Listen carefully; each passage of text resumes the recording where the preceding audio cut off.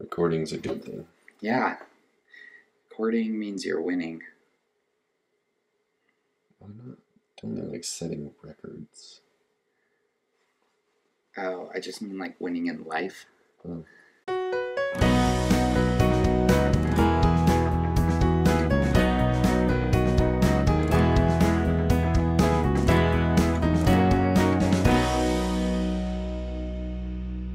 All right, welcome back, everybody, to the Balance for Life podcast. We're happy to have you here. So happy. We're excited to be here. Our goal here, our mission, our vision of this podcast is to inspire you, help you become a better person, become the best version of yourself that you can possibly be. And if you like what you hear, don't forget to like, follow, subscribe, join us on social media at Balance for Life Podcast with the number 4. You can find us on Facebook, Instagram, TikTok, Twitter. We're at Adam and Perry, all spelled out. Correct. Yep. And you can watch us on YouTube. Just search Balance for Life and you'll find us. Yeah, you can see all kinds of fun stuff. If you're watching already, good for you. If you're not, go watch. Yeah. If you want to. So tell us what our episode. Yeah. So let's talk. Tell us what we're going to talk about this episode. So it seems like one of the things that's a really hot topic lately, and maybe over the last few years, I think self-development, self-care, all of that kind of stuff has really become a lot more mainstream over the last few years. And I think one of the biggest things that I've seen in that whole spectrum of topics is boundaries. Mm-hmm. And I feel like the word boundaries is kind of thrown around a lot of places. And it's kind of a buzzword. Yeah, kind of a buzzword. Yeah. And so I kind of wanted to talk a little bit about today what that actually means. Mm-hmm. Because I think a lot of times we get a little bit confused between setting healthy boundaries and maybe neglecting our responsibilities. Mm-hmm. I feel like sometimes we use it as a way to avoid reality. Mm-hmm. And so, so kind of what I wanted to dive into today a little bit is that balance between prioritizing yourself, setting those healthy boundaries, which proper boundaries, healthy boundaries, is a way that we can maintain our sanity, maintain our own mental health, and show respect to ourselves, Mm-hmm. and also show respect to others. I feel like if we don't set those healthy boundaries, then we spread ourselves so thin that we're not actually giving our full attention in any one of those places. But on the flip side of that, if we use those boundaries, or if we call it boundaries and we use it as a way to avoid or neglect our basic responsibilities, or we use it as an excuse to avoid confrontation, or maybe assert dominance over other people, I think it can become a real problem. Yeah. And so that's kind of where I wanted to take it today. That sounds good. I think when I think of boundaries, I think about my childhood, and we were basically taught help those in need, right? Like Mm-hmm. help other people who need help, almost at all costs. And I think my family did a pretty good job of this, but boundaries weren't really a thing. I think Right. sometimes at the expense of ourselves helping others. And I think it's awesome to help others. I'm not saying don't help other people. And I think you can use boundaries as an excuse to not help somebody else, Mm-hmm. right? So you have to find that balance, find that fine line between, okay, is helping them actually going to help them? Is it going to hurt me? And if it's going to help them and it's not going to hurt you, help them out. That, I think, is kind of how you determine what that balance is, right? Yeah, exactly. So we're going to talk about some of the ways or the differences between healthy and unhealthy boundaries, Mm-hmm. how to really figure out if you're setting a boundary that's good for you and for the other party involved, and make sure you're not using it as an excuse to shirk your responsibilities. Right. So I think that, just like you were saying, We talk about service. We talk about giving to others, and like you said, a lot of times, a lot of people are raised with this idea of help other people at all costs, Mhm. right? It doesn't matter whether you're in a position or you're in a healthy place yourself. You give that help to others, and I think that can be a detriment to our own health. Um, One of the things that I've kind of heard commonly used in this whole topic of conversation is the cup, right? Filling your own cup first. Mhm. And so it's kind of the idea of if my cup is empty, then I have nothing to give to you. And mentally, emotionally, if we're drained, if we're exhausted, if we're always run down, and we're trying to help other people, it's not coming from a place of love. It's coming from a place of resentment almost. Yeah. And it's going to lead to those feelings of resentment. It's going to lead to those feelings of why me? It's going to lead to even more degradation of our own mental health. And so I think that's where those healthy boundaries come into play, is it can help us refill that cup so that we actually have something to give, and it comes from a place of love, and it comes from a place of respect. And so I think the first thing that we want to talk about here is that big difference between what is healthy boundaries and compared to the avoidance behaviors, Mhm. right? So we want to talk about healthy versus unhealthy. So setting healthy boundaries basically just means that we're placing limitations on the effects of other people and the environment and things that are happening around us, and the effect that that's going to have on us. Mhm. It's a way for us to limit outside factors being able to affect our own mental health. On the flip side of that, the unhealthy behaviors, the avoidance behaviors, is basically just refusing to accept somebody else's belief and calling it boundaries, or Mhm. refusing to accept somebody else's opinion and calling it boundaries. Basically, the idea or the concept of these unhealthy boundaries and what we see so often nowadays is just avoiding reality altogether. People just don't want to face conflict. They don't want to. They don't want to accept that somebody might believe differently than they do, Mhm. and that that's okay. And so they use boundaries, so called, as a way to avoid that reality that we don't always disagree on everything. Right. As humans, we're not supposed to. Mhm. Yeah. Let's look at some situations where there were some examples, right? Yeah. So let's talk about at home. I think with your family, you have to have some boundaries, right? You can't have no me time. You have to have some me time, Mhm. right? But then there's also the opposite side, or the opposite extreme of, okay, so you can have too much me time, right? Like you're not actually maybe helping out with the chores at all. You're not helping with dishes. You're not, you're never participating in preparing meals or getting children ready for school, or whatever that might look like in your family. That could be one side of like, oh, I have boundaries, and so I can't help with this because I need me time. Yeah.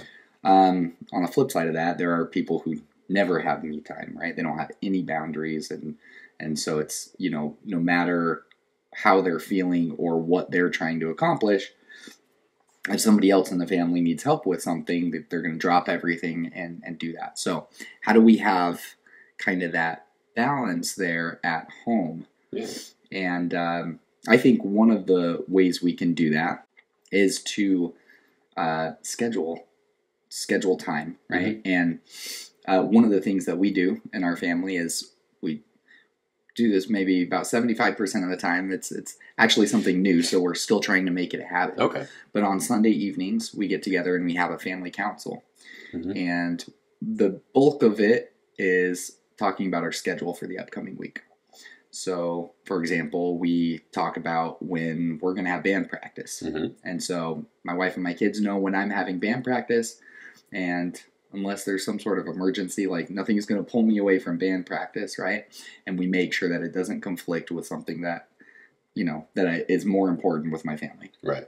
And then we talk about when they have soccer practice and gymnastics and drama and whatever they have going on. So we have these schedules, we line them up, and that lets us know when we have time where, okay, I can do what I want to do here. I can take some me time here. Yeah, and I feel like that's a really good thing. And we've tried to do the family councils in my family as well. We don't have a set time. I've tried to look at our schedules and schedule a time, and we need to get better at that. Like you, it's kind of a new thing for us, and so I've tried to do it. But we have sat down as a family several times, and we'll talk about boundaries, and we'll talk about some of those same things. And I think that's a really good way to set a boundary and to say, okay, this is my time, and nobody's going to take that away from me because I need it. Right? Yeah. I need band practice. I need exercise time. I need journaling time. I need reading time. I need whatever it is. And so that's a good thing. That's a good thing to take that me time. I think when we take it too far, as I think there's a lot of different ways that we can look at it in our home life, right? As parents, I feel like sometimes we just use that as an excuse to not get down and play with our kids. Right. You know, I think there are definitely, most parents, I think, do a pretty good job of trying to find that balance. And I think most parents don't want to think that they neglect their kids. Right. But I know I've found myself even at times, I'm exhausted from the day. I don't really want to get down on the floor. I just go home and I sit in my chair and I'll pull up Tetris or I'll pull up a Sudoku puzzle on my phone and I sit and I play on my phone. And the next thing I know, an hour's gone by and I literally have not even paid attention to my kids. Yeah. And I think that's where that avoidance comes into play. If we're sitting there playing on our phone for hours at a time while our kids are running around wanting our attention, I think that's avoidance. Yeah. Right? I think that there needs to be the balance there. You've got to have some time to wind down, but then you also need to be focusing on kids. On the flip side of that, you know, I look at moms especially. Moms are really good at not prioritizing themselves. Yeah. I see it in my wife all the time. She does laundry, she cooks, she cleans, she chauffeurs kids around, she does all the things. And a lot of times at the end of the day, I'll say, well, what have you done for yourself? And she's like, nothing. You know, from the time she wakes up until the time she goes to bed, it's all just focusing on other people. And so I think there's got to be that balance there of you have to break that up. You have to find that time for you, whether that's going to the gym every day or a side hustle so that you can get out, you know, working a job so that you can get away and spend some time with other people and interacting with other people. I feel like those are all ways that you can bring that to a healthier perspective. Definitely. And I think part of setting boundaries in your home is respecting other people's boundaries. Absolutely. And that's especially as co-parents.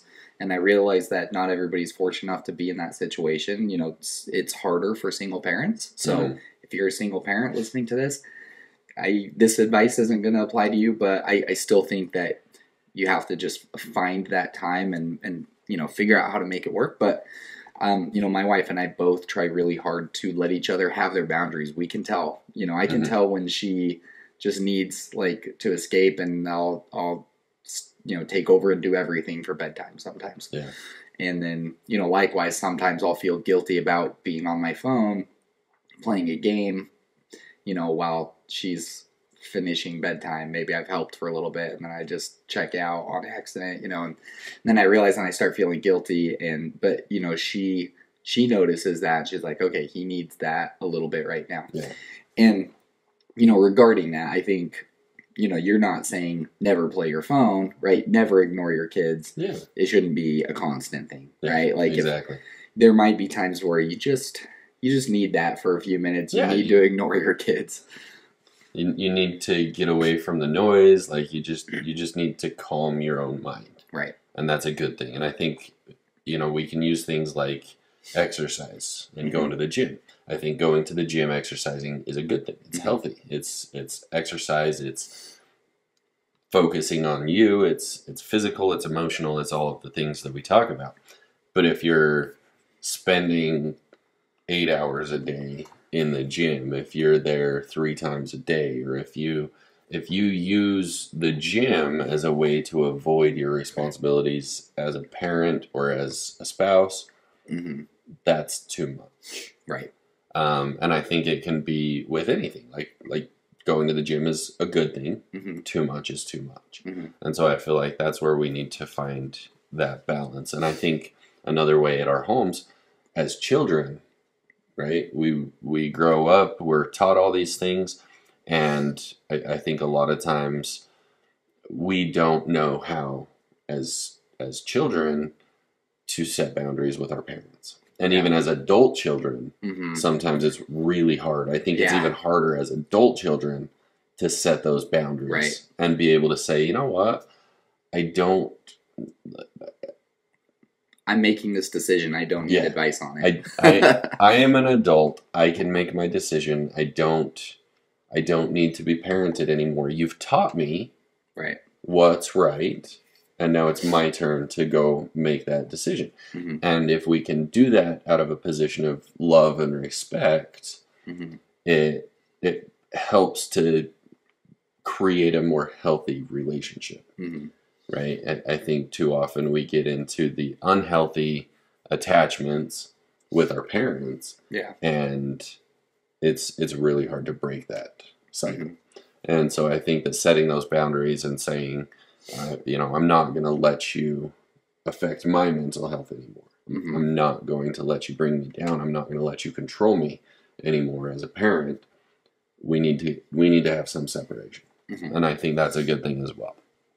I think one more example that I want to talk about in the home, I think is a really clear example that any parent can relate to, is bedtime. Bedtime is a boundary that is set for multiple reasons. It's set for the health of your child, because if they don't get enough sleep, they're not going to be as healthy as if they do. It's also set for our mental health, right? So their physical health, our mental health, because as parents, we do need some time away from them. And the majority of the time away from them should be after they're in bed, not, before. I'm not saying there should never be time away from them before, like that you should never lock yourself in the bathroom for 20 minutes and play on your phone.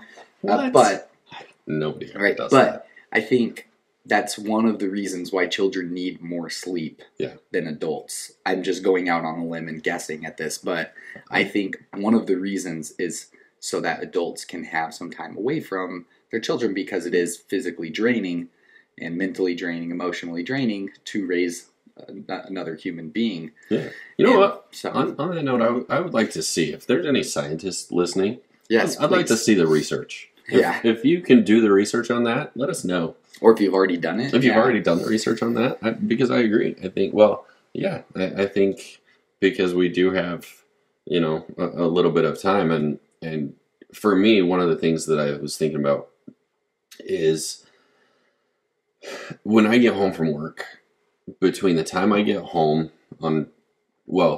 between the time that I get home on days that I'm working or on days that I don't work, when the kids get home from school, between then and bedtime is pretty limited. And so if you think about it, in a 24-hour day, if I'm only in the same vicinity as my kids for 5 hours, but I say I'm going to take 3 of those hours for myself, I think that's going overboard. Right. So I think that's where we can find some of that balance. I think you're 100% right. It doesn't need to be when we should be focusing on our kids, because if let's see, so I get home from work about 5 o'clock, typically on days that I work. My kids go to bed between 8 and 10. So because they're all different ages, they're all different ages, so they go to bed at different times. But usually by about 10, 11 o'clock, they're all done and in bed. And so by, in that time, I maybe have 5 hours 3 with some of them, right? Because the younger kids go to bed at 8 o'clock, 8:30. And so by the time I get home from work, I might only have 3 to 3.5 hours with them. So if I take time away from that short amount of time that I already have, that's not a very healthy relationship with my kids. You shouldn't be making up that time at 11 o'clock at night, right? So you have to maximize that time while you have it. And one of the things that we do, similar situation, we have 2 older children and then a little bit of a gap and a younger child. And our older children don't go to sleep when we put them to bed, and we're okay with that. We put them to bed, part of their bedtime routine is winding down, and so we let them read while they're in bed, and that's kind of their big thing right now is they'll read for like an hour after bed, at bedtime before they go to sleep. But that hour still gives us time away from them. And Rachel and I have been pretty strict with bedtime. Like, I think it's more me than Rachel too, because I really need that time. So my kids come up the stairs half an hour after I put them to bed, and they're like, "Oh, I'm hungry." It's like, no, you're not. You're just coming up with excuses to try to not go to bed. And I think it's okay to be firm. Like, it's hard to do it. It makes you feel bad and you feel guilty, but I think it's okay to say you don't need anything right now. You need to go to sleep. That's what you need. And as we did that earlier on, like 4 or 5 years old, we're still doing a little bit with our 5-year-old, but as you do that earlier on, once they get older, it's like automatic. Our 2 older children, for the most part, like, we say go to bed, and then they get ready for bed and they go to bed. And then they don't come up unless there's, they threw up or something. So Right. So I feel like one of the biggest things with that, setting boundaries in your home, I feel like one of the biggest things is to set and stick to the expectation. So like you said, be firm. You don't need to be aggressive. You don't need to be dominant. Be firm. Set the expectation. 8 o'clock is bedtime. If you choose to spend an hour winding down and go to sleep at 9 o'clock, that's your choice. But at 8 o'clock, you're in your room, in your bed, and that's an expectation that we have. And so I think as parents, that's one of the best things we can do for our kids, is to show them those expectations, set those boundaries. And that way, if they do come up a half an hour later, we can say, look, you know what time bedtime is. You know that 8 o'clock is bedtime. And you can have time after that in your room to wind down, but you don't come out of your room after 8 o'clock. And so if they do, well, if you were hungry, why didn't you get something to eat before 8 o'clock? Right. Why didn't you get a drink before 8 o'clock? Get a bottle of water and take it into bed with you. Things like that. So I feel like that's where we can set those expectations and stick to those. And at some point, they'll catch on. And we can say, look, you know the expectation. You know this boundary. You understand what our house rules are. And that's what we're sticking to. And at dinner time, we do mention, like, pretty much every night, are you sure you're done? You're not going to be hungry in an hour and a half when it's time for bed. And even as part of the bedtime routine, a lot of times with our youngest, what we'll do is, okay, are you still hungry? Do you need a banana? Do you need a piece of bread? Right.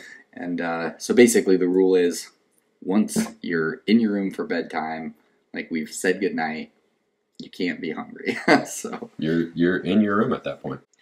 So a lot of boundaries that we can set in our homes, I think, in every aspect, as parents, as children, as siblings, as spouses. Sometimes we need that time apart to kind of focus on ourselves so that we can bring our whole self to the relationship. And so I think a lot of places in our homes, we can set those healthy boundaries. And I think that we've given some examples of how to set healthy boundaries and what's the difference between healthy boundaries and avoidance. And so another aspect of life that I think we can look at is our work.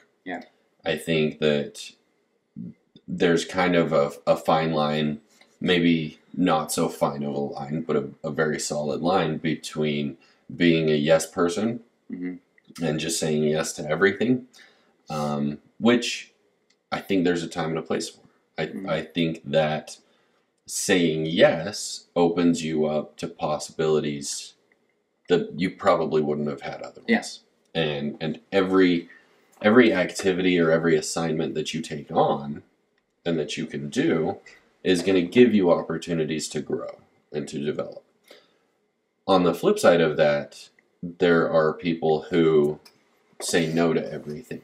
Yeah. And they call it boundaries. Right. And so we say no to everything, but then what are you actually doing? Right. You're limiting yourself. You're not giving yourself any opportunities to grow. And so I think that's where we need to find the balance between, we need to be saying yes to things. Mm-hmm. We need to be accepting new opportunities. We need to be accepting new assignments because that's how we challenge ourselves. That's how we grow.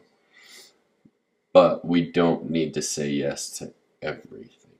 Mm-hmm. And sometimes we start saying yes to too many things and we spread our energy so thin that we can't actually give our whole energy to anything. Mm-hmm. And so we're just kind of doing a mediocre job of 10 different things instead of picking 3 of those or 5 of those. Right. And focusing more energy on and doing an excellent job.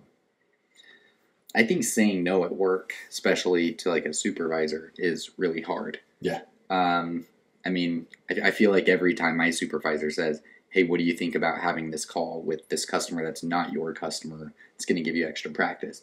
Or what do you think about, we need to do a project, like an extra project, building out training materials or whatever. It's not in your job description. I think every time I'm asked that, I worry that if I say no, if I say I feel like I have too much on my plate, that, it doesn't look good, right? And I think if you do it too much, then sure, it doesn't look good. Like, you're not willing to go above and beyond. You're not willing to do extra. So why would we promote you? But at the same time, I think most bosses will respect you for, from time to time, saying, I don't think I can handle that project right now because I'm doing this extra project and I'm working on this and, in addition to my main responsibilities. So as long as you are putting forth the effort and you're, doing extra, I think that's something that most people will respect. Right. Well, and I think too, as a leader, I mean, this is a whole separate topic that we could get to, is leadership and leader versus manager. Mm-hmm. Right. I think if we look at the manager perspective of that, somebody saying no is almost like a personal attack to that person. But a leader would be able to look at that and take that into perspective and say, and have respect for you for saying no. Yeah. And have respect for you for setting boundaries and sticking to your boundaries and have respect for you saying, I need to focus more energy on the things that I'm already doing so that I can do a better job at those things. And then maybe once I'm done with 1 or 2 of those, then I can take on additional responsibilities. Right. So like you said, I think there's times when we do need to take on those additional projects because we need the extra practice. Like you said, taking calls, right? Participating in a call that's not with your customer to get the extra practice. Yeah. Or taking on an assignment that's outside of our regular job duties shows versatility. It shows that we're expanding and that we're growing.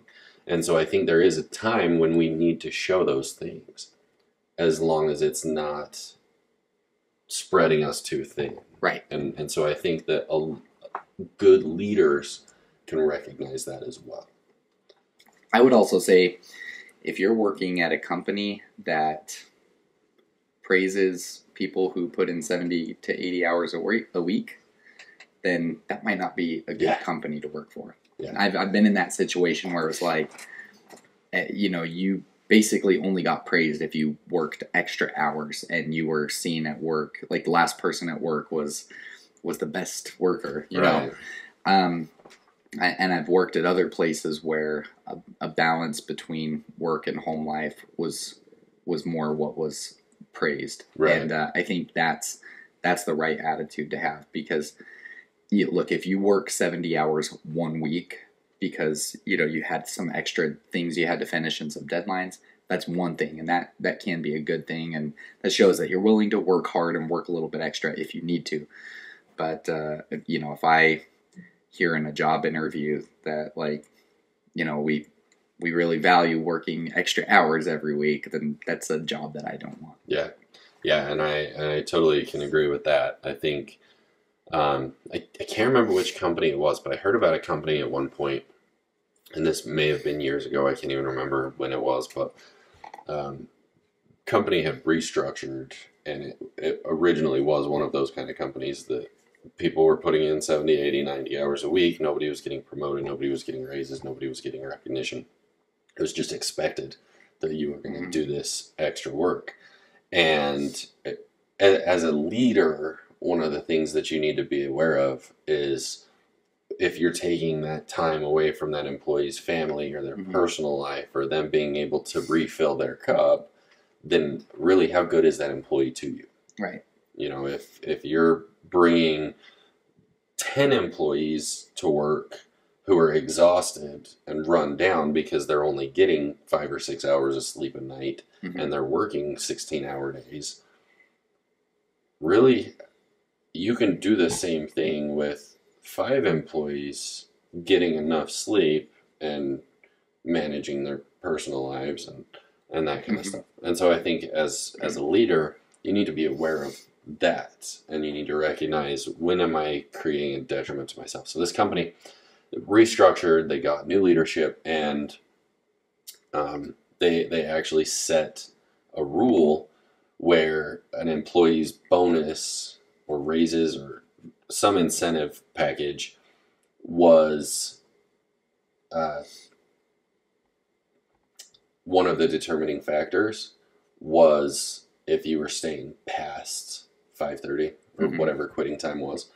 And if your time clock showed that you clocked in before starting time or you clocked out after quitting time, then that actually gave you a hit on your bonus, because they recognized that time outside of work was so valuable to those employees and so valuable to them having the energy to do a better job at work that they actually made it a negative thing if you clocked in before or clocked out after business hours. Right. And I think that's huge as a company to be able to recognize that. For sure. How do we set healthy boundaries? I feel like maybe we've talked about a lot of this already, but boundaries are a way to help us be in control of our emotions. Our emotional health is really dependent on us getting some of that me time, of not stretching ourselves too thin, exhausting ourselves. And so we have to place those limitations in order for, I think, our physical health, our emotional health, our mental health, right? Yeah. And so it's really important that we do that for our own health. Absolutely. Well, let's talk about disagreements a little bit. Yeah.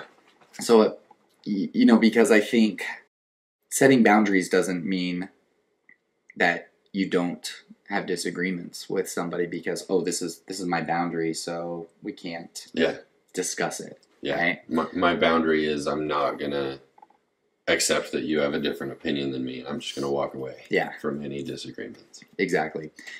So this is another thing that in my childhood, like, having disagreements wasn't something that I really learned. And one of the things my wife learned in her child development degree at college is that it is healthy for children to see their parents argue in a healthy way. So, obviously, like, name calling and swearing and yelling, like, that's not a healthy way of arguing. But children need to see their parents have disagreements in a healthy way. And so that's something I'm always keeping in mind, because Rachel and I don't have disagreements very often. Like, we get along really well, and it's not like we don't have disagreements behind our backs, Yeah. So, one of the things that we try to do is have discussions about something that we aren't, on agreement on in front of our children, or even involve them in that conversation. Sometimes, like, we're trying to figure out what we're going to have for dinner, and there's multiple opinions, and we have to figure that out. So, being able to have, healthy discussions and disagreements is really important. Right. So one of the things that strikes me at this point is growing up, I rarely saw my parents disagree. Yeah. I mean, some people call it arguing, some people call it fighting, some people call it discussing, whatever you call it. I rarely saw it from my parents. And so when I first got married, and Emily and I have talked about this several times, it was really hard for me if we ever argued about anything. And every time we would argue, I would think that it was over. Yeah. And that our marriage was ending because we just couldn't get along.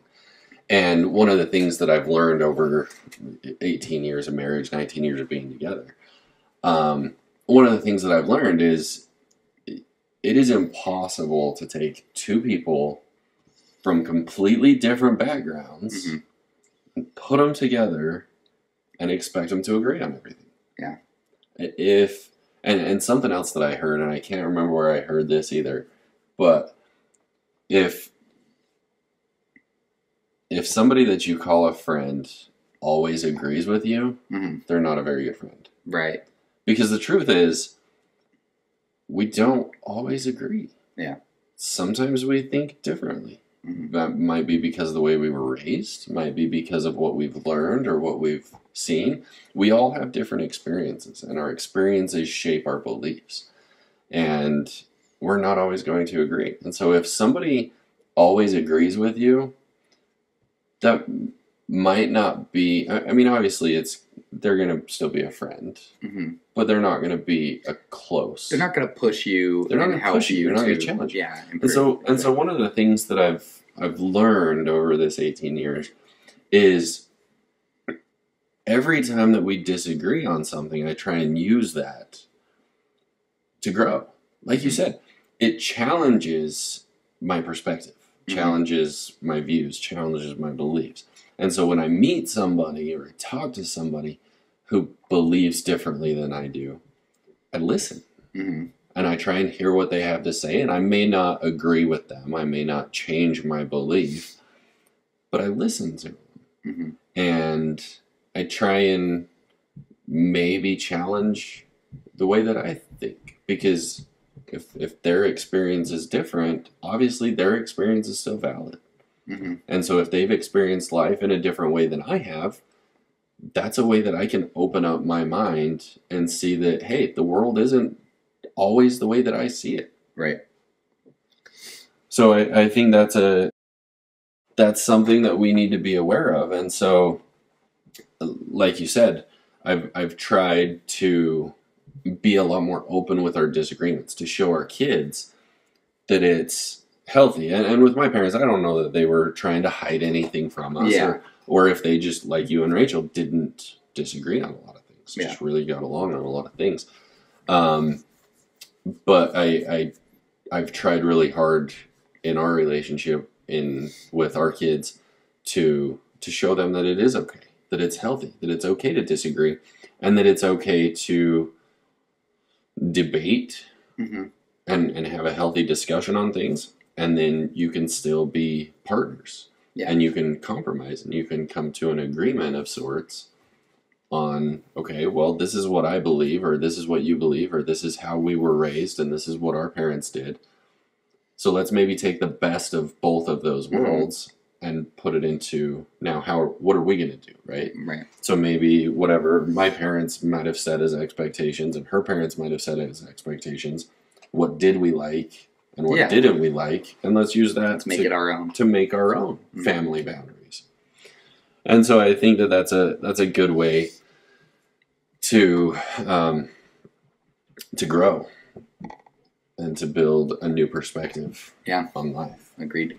So I think it's healthy. So for parents out there, it's okay for your kids to see you. I think I've heard. I think in like the 70s and 80s and even in the 90s, one of the big things was parents should never let their kids see them fight. Right. And so I think that's a lot of what our generation kind of grew up with, is not seeing our parents argue, because, hey, it's not healthy for your kids to see you fight. They shouldn't see that we want to protect them from that. But really, what are you protecting them from? Right. Right. All you're teaching them is that, it's not healthy for adults to disagree on things. And so Right. then they get into relationships themselves, and if there's a disagreement, they're like, oh, well, I can't be with this person because they don't agree with me. Yeah. So You're going to have conflicts. You need to learn to resolve them. exactly. Seeing a healthy way of doing it growing up is really an important part of that. Those arrows in your quiver. Mhm. Ivers in your quiver. Exactly. I feel like we've got a lot of information that we've talked about today. Yeah. And so one of the things, and I think we've already kind of touched on this a lot, but I wanted to talk about maybe some specific examples of what setting healthy boundaries looks like. Yeah. And how to create those healthy boundaries, establish them, be firm with them, and not take it too far. Yeah. Right? So at home, making yourself a priority. I think you guys do a great job of that with having your family council. You set the expectation, you set Mm-hmm. the boundary that, say, Monday night at 7 o'clock is band practice. Mm-hmm. And so Monday night at 7 o'clock, it's non-negotiable. Unless there is a major emergency, Mm-hmm.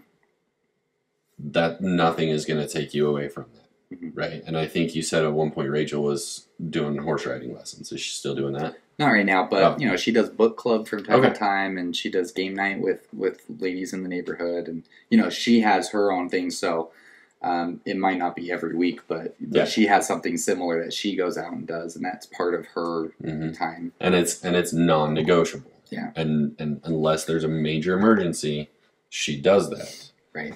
And so I think And that Dad's that's going to tuck you in whether you like it or not that Yep. night. And something that we do in my family is I actually enjoy doing bedtime with my Mhm. kids. I have my oldest is 15 now. Can't believe that. She'll be 16 in February, and ever since she was a baby, I've done bedtime. I always do. I love that time with my kids. I get to tuck them in. We've gone through phases where we might sing songs, we might say prayers, we might do whatever. We don't have necessarily a set routine at bedtime, but I love that time with them, and Mom gets to sit down, Yeah. relax, and not have to worry about that. Mm-hmm. And so I think that establishing those boundaries, make yourself a priority. One of the things that I've had to tell my wife is nobody else is going to make you a priority. Mm-hmm. You have to do that. Right. Right? Everybody, unfortunately, but maybe it's not necessarily unfortunately, but the human race, most people are going to be out for themselves. Yeah. And that's just the way it is. For better or worse, people are going to be looking out for themselves.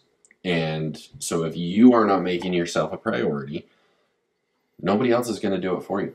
Right. And you're going to be allowing, I think we talked about the thermometer and thermostat. Mm-hmm. You're going to be allowing all these outside things to control your actions and control your emotions. Mm-hmm. You have to make yourself a priority. And that means you set your time, you set band practice, she sets game nights. My wife does, she used to go to the rec center. She's had some health problems. But she used to go and exercise. She'd go swimming, she'd do spin class. And that was her time. Mm-hmm. And she goes with one of her friends, and they go and they try and do it every week. If they miss 1 week or they can't do it, then they can't. But they try and make it happen on a regular basis, and that's their time. And they go, and I take care of everything at home, and you have to make yourself a priority. So all of those things, the self-care, the meditation, have to be a priority. Mm-hmm. And that's, you have to say, this is me, this is my time, Mm-hmm. and nobody's going to take it away I'm from me. taking a bath right now, so figure it out on your own. Yep. Or go to Dad or Yep. Mom or whoever's. Yeah. So at work, just a couple maybe quick tips. We talked about saying no, Mhm. and I think making yourself say no in a tactful way. I don't think I can handle this project on top of what I'm already doing. Yeah. That can be really important. A couple of other tips. I think blocking out times in your schedule to exercise real fast, or take a walk, right? So sometimes what I'll do, I finished a call, wrapped up my notes. Okay, I need to get away from my computer for 5 minutes. just gonna take the dogs on a walk, or I'm gonna, I don't know, go play a video game for 5-10 minutes, Yeah. like, right? Do a couple levels on Mario or whatever. Now, as long as you're not like letting that pull you into that for hours at a time, right? If you're really taking like a 10-minute break. I work at home, so that's why I'm sharing examples like of things you can do from home. But even when I worked in an office, one of the things that we would do is my team would just say, all right, who wants to go on a walk? And 3 or 4 of us, whoever could, would just take a walk outside if the weather was nice, and if it wasn't, we'd just walk around inside the building, And so just you can, don't be afraid to just take a little bit of time away from work to recharge and regenerate for a few minutes. A lot of companies around here have ping pong tables and foosball tables and things like that. You can just take a quick break. But scheduling that in can be really helpful too. Absolutely. I think on that similar note, though, there's a lot of research out about, I just call it focused work. But where you set a timer for, say, 30 minutes, and during that 30 minutes, you don't look at your phone, you don't look at Facebook, you don't change anything on your computer. You pick a project and you focus 100% on that for 30 minutes. And then you set a timer for 5 minutes.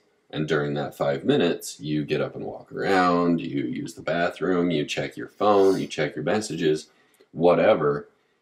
And then after that 5 minutes is up, then you do 30 minutes of focused work. And there's you can expand that time so people can do it up to like an hour and a half and then 10-minute breaks or whatever works for you. But just setting a timer and breaking it up into, okay, for this 30 minutes, I'm going to focus, because all too often we like to call it multitasking. But multitasking is really just distractions. Yeah. And it's doing more than one thing not very well. Exactly. and so you might look at what you've done over the course of an 8-hour day and you're like, oh, well, I did like 5 hours of actual work today. Because you've been distracted during the whole time. But if you do 30 minutes of focused work, you can get, like, I've had times when I can get as much work done in 30 minutes of focused work as I can in a couple hours of distracted work. Yeah. And so that's a good way that you can chunk out those breaks, set those boundaries, and get work done. For sure. So I think that's a good thing. Yeah, hopefully those are some good tips for you. Hopefully you've learned something that, can help you get better at setting boundaries in your life. Yes, boundaries are good. Boundaries are good. We want to make sure that's clear that we're looking for balance. We're looking for the balance between healthy boundaries and avoiding reality. So just like everything else, we want to find that balance. All right. So our challenge for this week is to create space for you. Create me time. Find that hour at the gym. Schedule it. Have your family council. Block out time to focus on you. And make that a priority, and set a boundary. Just, it can be any boundary, but identify whether the boundary that you're setting is a healthy boundary, or whether you're just trying to avoid conflict or avoid reality or avoid your responsibilities, and set a boundary on something and create a space for you to be a priority in your own life. Love yourself. Yeah. That's a great challenge. Okay. So, thank you again for listening. Don't forget to leave us a review. Hopefully 5 stars. Let us know how we're doing. Yeah. Give us the feedback. We love feedback. We like to hear what you guys think. If there's topics that you want to discuss. We're trying to get new episodes out every week. Sometimes we don't get them every week, but we're trying to get them out weekly on Mondays. Yeah. You can find us on Spotify, iTunes, Amazon, Google. So just wherever you listen to your podcasts, that's where you're listening to us right now. You can probably find us. And make sure you join us next week, hopefully. And we'll have another great discussion about... Yeah. we're going to talk about how sometimes you have to sacrifice something that you want for something that you want more. It's a It's good going to one. be good. Yep. They're all good. They're all good. They're This all one's good. going to be the best one we've ever done, though. Sweet. So tune in. Okay. See you next time.